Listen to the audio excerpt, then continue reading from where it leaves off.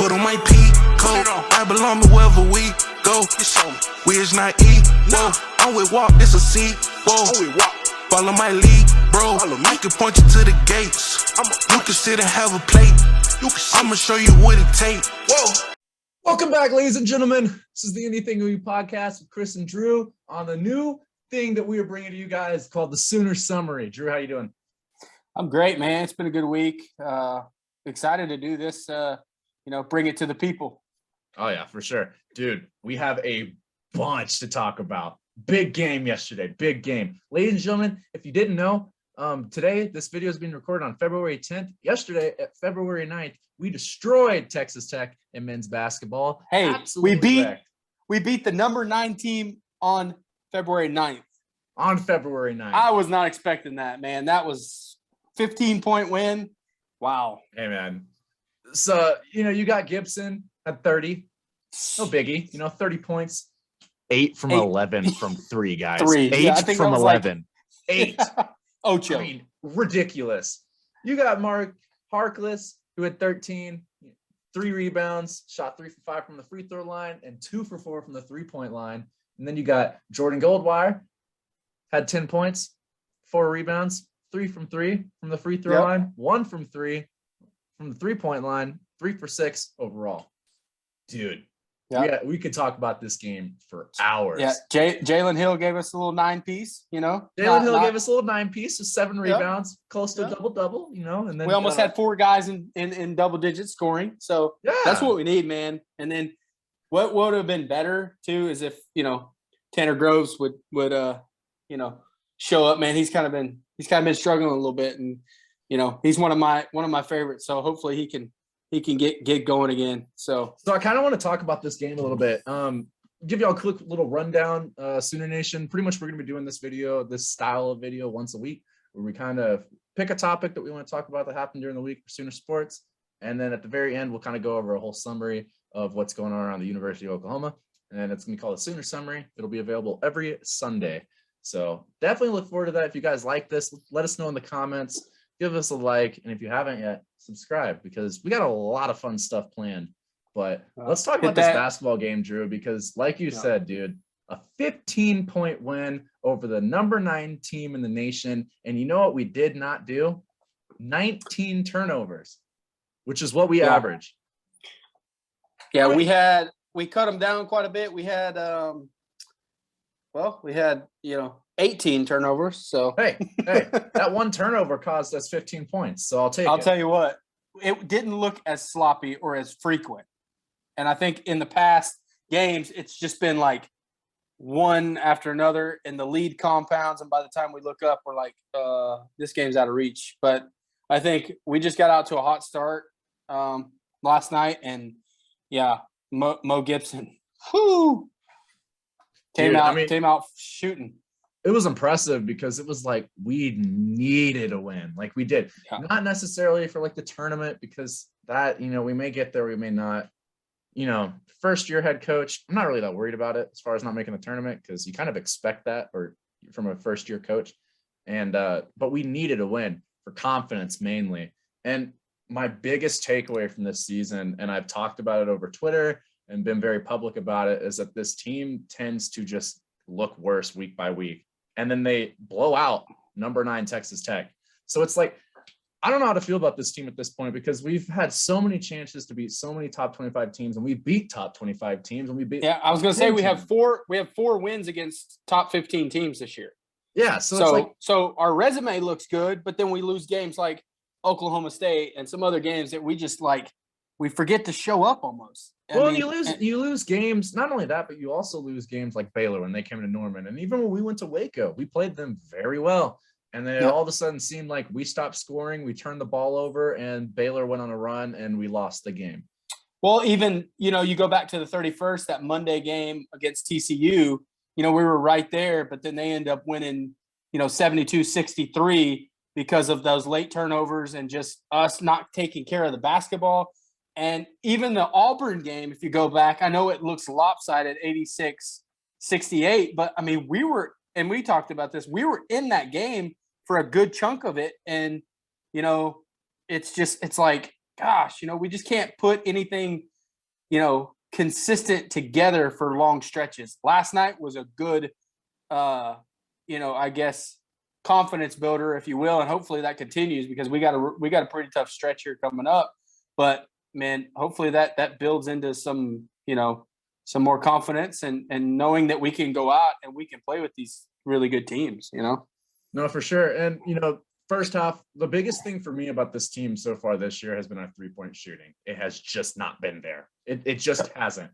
And you got the first half, we shot 29% from 3, 5 for 17. I mean, it's, that's respectable. I mean, the fact that we took 17 shots and only hit 5, it's upsetting. You'd like to see that percentage going up, but it has been a lot lower over the season.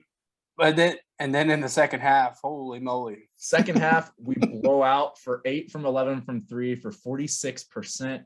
Free throw line, man, first half, we only had 2 shots, 100% from the 3-point line, 69% in the second half with 9 for 13.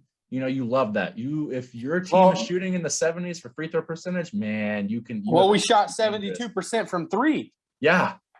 I mean, it's ridiculous. Like our field goal percentage is 48.9%, I believe. So it was and that too, to come off of your point, turnovers, but free throws down the stretch have killed us. Not making those free throws have hurt us. And even last night there was a couple, but obviously we had the game in hand. But yeah, that's been a concern for me, is like making our free throws and keeping the game close when the time, is stopped. Those are the key things where you got to get points when the clock's not ticking. The biggest thing for me is that this team, I feel like this year has relied a lot on points in the paint. It seems like that's our first go-to, is just, okay, easy basket. Well, that easy basket isn't always going to be there. So in basketball, you've got to hit the mid-ranges. You've got to hit the threes. And it's just something we struggle with. And we had last night, 18 of our points were from the paint. So we were hitting those shots and we would get into the foul line. We shot good free throws. You had, I think, a couple of fast break points. Your bench didn't put in as much work as you like to see, but they'll get better as time comes on. And second chance points, man, that was big.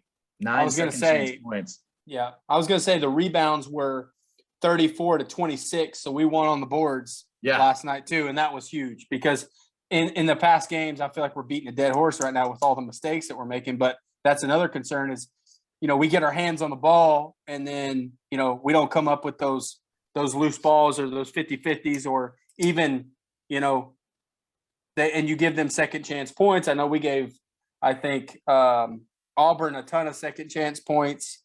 Baylor, both of those games, we gave them a ton of second chance points. But I think last night we did a really good job on the boards. 34-26. That's going to put you in a good spot. Every night when you can do that. The only thing that my pet peeve was from last night's game was that I'll take it. I'll take the win. When you have Gibson who goes and shoots 8 from 11 from the 3-point line, the biggest thing was the Groves brothers, man. Where were they? You got Jacob, 4 points, 3 rebounds, but 1 for 5 shooting. So it's just like, man, like, come on. And then you got Tanner Groves, took 1 shot, made it. Yep. 2 for 2. I didn't get the privilege to watch the game. I had some other stuff going on. So I don't know if he was hurting, if something's going on. Well, he only played 12 minutes too. And so that was kind of for me, I was like, I don't know what's going on with him. Maybe he's, got some stuff going as far as injuries or something, but he doesn't seem to be clicking like his normal self here the last couple of weeks. And it's hopefully he can get, that was a good get for us. Both of the Groves brothers. Dude, I'll tell you what, the thing that really excited me early in the season was when I got to go over and watch OU beat Arkansas. And you know me, how much I dislike the Razorbacks. So, and it was a home crowd in Tulsa for them. And so I was like, oh, I don't know about this. This is going to be a rough one. Man, he comes out shooting lights out, hitting it some big threes, a lot of energy. And then it seems like ever since then, I think he had like one game that he was, he showed up in, but ever since then, it's kind of been like, what's going on? And you never want to try to like, rip all over him or whatever, but he could have some stuff going on, ailing injuries, or you never know, but hopefully because he's really good when when he's, we're really good when he's good, and his energy kind of feeds us. And No, it really does. So yeah. No, it really does. And that's the biggest thing is that locker room energy and that, that veteranship and that leadership. And, your leader doesn't always have to score the most points or do the biggest things, but it's I don't mean to drift off the football, but it's like the Baker Mayfields of the world. If your leader's feeling it and he's excited, man, it's going to pick the rest of the guys feeds up. The whole, yeah. So hopefully, hopefully he can get back to, because we're at Kansas, home against Texas, at Iowa State, at Texas Tech the next 4 games. So, it's not going to get any easier. And, if we could go up and get a couple really good wins here down the stretch, who knows? We may find ourselves in that NCAA tournament. No, and I would love to see this team in the NCAA tournament. It'd be good for Coach Moser. I really hope he can bring Oklahoma men's basketball program back, because I know, we used to be good. I wasn't alive during that time. So when I've grown up, it's like, okay, where's the next Trae Young, Buddy Hield, and Blake Griffin? Where are they? And we haven't gotten them the last couple of years. So it's been like, where are they at? It's got to come soon, right? But now you got Coach Moser here, and it feels like we're going to have a good team, Got to get some coaching in, got to get a little bit more talent you would like to see, and just, people that are high up in those rankings on ESPN and 247 and stuff like that, just to deal with a talent level and a talent from a coaching level. It's just going to go hand in hand. But I think we're on the right track for sure. I like what he's doing. I like the energy he brings. It seems like all of our new coaches are new hires from all over. You got Jenny Bronchek, you got Brent Venables, you got Porter Mosier, man, ton of energy, a lot of fire. They're all seems like they're cut from the same cloth and trying to build the same kind of culture. And I think it's just going to rub off on each other. Patty Gasso, today, Sooners kicked it off with a great win, softball, but I really feel good about sports all around, and the energy that we're creating and the buzz. And I think that we'll, just continue to, do the right things, recruit the right players, and for men's basketball. And I think it's just going to keep going and just exciting this year. I know we didn't have a ton of expectations coming in because a lot of these guys haven't really played together a ton. You got transfers, you've got new kids, you've got, a lot of experience, but just not together. And I think that's where you started seeing some of that. But maybe down the stretch here, we can put something together and have maybe a little Sooner magic. Who knows? For sure. You brought up the softball game, man. Let's kind of talk about that a little bit, because let's be honest, it was a tune-up game. So I didn't watch the game because I had some other stuff I had to take care of, leaving for Norman tomorrow. And I know you watched the game. I know you're super fired up about it. So kind of talk about the softball game real quick. Let's give Sooner Nation a quick summary of how the game went down.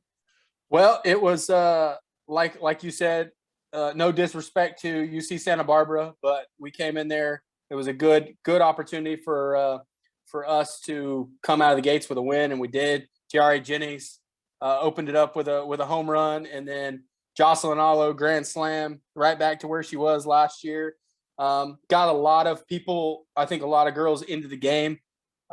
Jordy started, freshman, pitched 3 innings, I think, shut them down, had 4 strikeouts, played well. It was good to see her in that setting. I think, Coach Gasso is smart enough to know, hey, this is a quote tune-up game, and we're going to get our freshman in right away and see what she's about, because this weekend's going to be, we got Mississippi State, we got UCLA, some of these games, but it was really good. Our bats came alive. Kinsey Hansen had a big day. Tiare Jennings, I think, had 2 home runs. And then, the defense was solid. I think we actually threw, this is just throwing it out there, I don't think they got a hit all day. And I think we run ruled them in 5 innings. So good start. And then tomorrow we roll up to Irvine, UC Irvine, and I think we play, if I'm not mistaken, let me go check out their schedule real quick and see who we have tomorrow. Yeah, Sooner Nation, while he's doing that, if you have not been able to go look at the video that we uploaded with Chris Plank, we went through a softball season preview. So that's kind of the sport that we're in right now, is women's and men's basketball, gymnastics, and softball. So if you want to go check out that video, get a quick rundown of the roster and just what Chris Plank, the voice of senior softball, thinks about the season upcoming. We came to the general consensus that we could potentially repeat, but you'll have to go hear more about what he says on that video. Go check it out. I'll leave the link in the description of the video. Save y'all guys some time from clicking on our profile and everything else. But Drew, you got those stats ready, man? I do. I got the schedule for the upcoming weekend here. Tomorrow, 5:45 Central against Loyola Marymount at UC Irvine. And then the night game is Mississippi State at 8:30 Central. So we'll play back to back. And then the big one Saturday, 6 p.m., UCLA. And then we finish off Sunday, 1 p.m., UC San Diego. These are all going to be in Irvine, California.